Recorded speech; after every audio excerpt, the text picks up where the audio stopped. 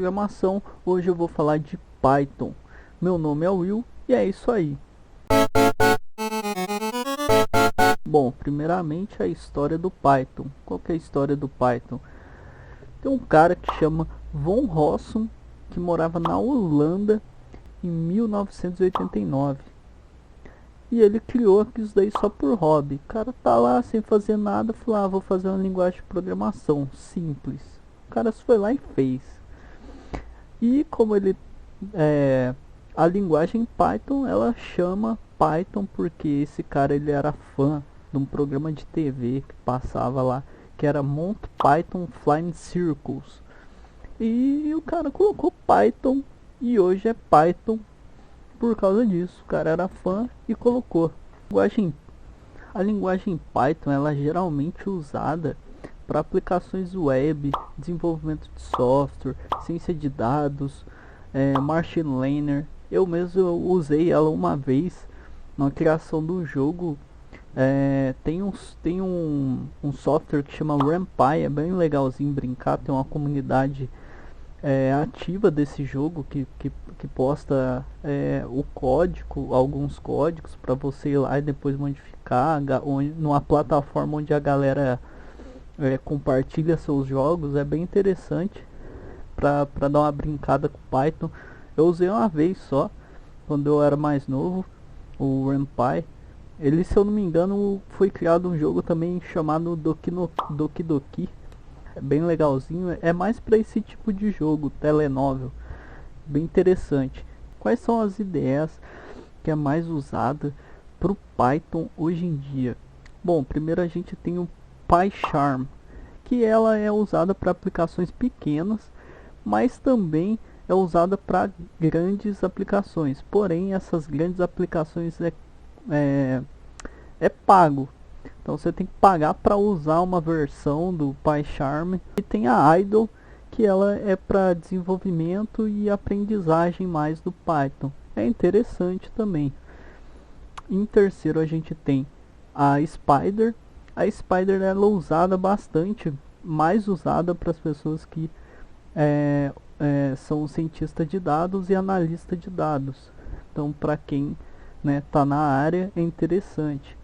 E também tem o Atom.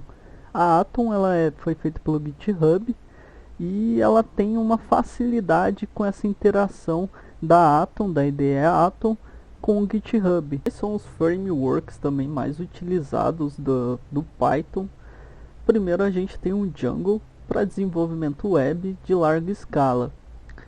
E temos o Flask, que é também para o desenvolvimento web, só que ele é mais de pequena escala. E a gente tem o TurboGears, que também é para desenvolvimento web, só que ele é para um desenvolvimento web mais rápido e prático. E temos também o Apache MXNet. Ele é basicamente para você pode fazer protótipos de aprendizagem, de pesquisa e aplicativos de aprendizagem, aplicações, no caso de aprendizagem. E a gente tem também o PyTorch, que ele é para aplicações PLN, robótica e visão computacional, basicamente isso. E falando agora das bibliotecas que a gente que é mais usada na real do Python, primeiro a gente tem o Matplotlib. Ele é basicamente essa biblioteca tem bastante conteúdo nela para representação de dados em gráficos tanto bidimensionais quanto tridimensionais. Ela é mais para aplicações científicas. E a gente tem também outra biblioteca que se chama Pandas. Ela é para ler, gravar, filtrar e agrupar dados. E ele é mais usado para quem trabalha com ciência de dados e análise de dados. E fazer tarefas também em Machine Learning. Temos outra biblioteca que chama NumPy. E essa biblioteca é para criar e gerenciar arrays e manipular formas lógicas e realizar operações de álgebra. Então é interessante, dependendo do que você vai estar fazendo. como a gente tem também a Recasts, a biblioteca que chama Recasts. Ela é mais voltada para componentes necessários para o desenvolvimento web. Então, se você pretende fazer um desenvolvimento web, Recasts é interessante para você utilizar o Python. Outra biblioteca que a gente tem é a OpenCV Python. Ela é mais para o processamento de imagem, leitura, gravação, construção de um ambiente 2D ou 3D. É muito interessante também dizendo, né, outra biblioteca voltada para fazer uma ambientação 2D, 3D e fazer uma leitura e gravação de imagem e tudo mais. É interessante, se você quiser fazer um jogo, é interessante. E temos também outra biblioteca que se chama Keras.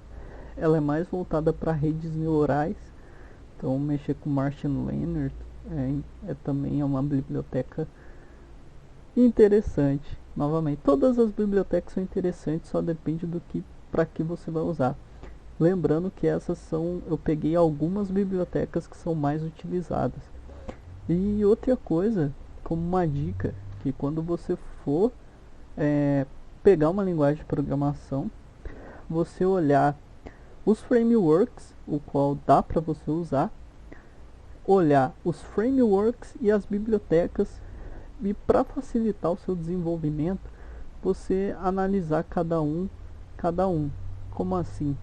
Pega um framework que é voltado para um tipo de desenvolvimento, tipo desenvolvimento web, e aqui nas bibliotecas, como eu acabei de dizer, dá para pegar um Recasts, a biblioteca Recasts, e sincronizar os dois. Tipo, você pega lá bibliotecas Request, da Request Python, e pega lá um framework também voltado para desenvolvimento web. Assim fica mais fácil do seu desenvolvimento com essa linguagem, em vez de você ficar quebrando tanto a cabeça. Cursos do Python. Primeiro, o Python ele é uma linguagem interpretada, então ele lê linha por linha, e quando dá um erro é mais fácil de você saber por que está dando erro. Segundo, ele é mais fácil de usar. Por quê? Porque quando você está programando, ele é mais próximo do inglês. Aí, sendo assim uma linguagem de alto nível, ficando mais próximo da linguagem nossa, da linguagem humana. E ela é orientada a objetos, e o Python ele basicamente coloca basicamente tudo é objeto nele. Python ele tem uma linguagem de alto nível, então ele é mais próximo do inglês. Ele tem uma linguagem mais parecida com a nossa, a linguagem mais próxima da humana, comparado com outras linguagens, né? A produtividade do Python é melhor também do que as outras linguagens, porque você consegue escrever com menos linhas de código para fazer uma determinada função, enquanto outras linguagens você tem que escrever um pouco mais. As bibliotecas também do Python é uma biblioteca extensa, tem bastante conteúdo, e além de ter bastante conteúdo, ela tem muitos códigos reutilizáveis, então você não precisa muito ficar quebrando a cabeça para escrever. Você pode dar um Ctrl+C, Ctrl+V. E também ela é muito fácil de ser utilizada com outras linguagens. Tipo, é muito fácil sincronizar o Python com outras linguagens de programação. E também tem uma comunidade muito ativa. Você acha muito conteúdo na internet de Python. E o Python também ele tem uma facilidade de rodar com todos os sistemas operacionais, com Mac, com Windows, com Linux. Então Python, olhando de um modo geral, o Python é uma linguagem muito interessante caso você queira fazer qualquer tipo de aplicação. Se você quer desenvolver um jogo, se você quer mexer com Machine Learning, se você quiser fazer a análise de dados. Então é uma linguagem de programação bem flexível que você pode usar de uma forma fácil para todos os ambientes. E até no desenvolvimento web. O complicado aqui no desenvolvimento web é que a gente tem o Python ele tem uma concorrência daí muito grande com o JavaScript, mas não que isso atrapalhe em algo.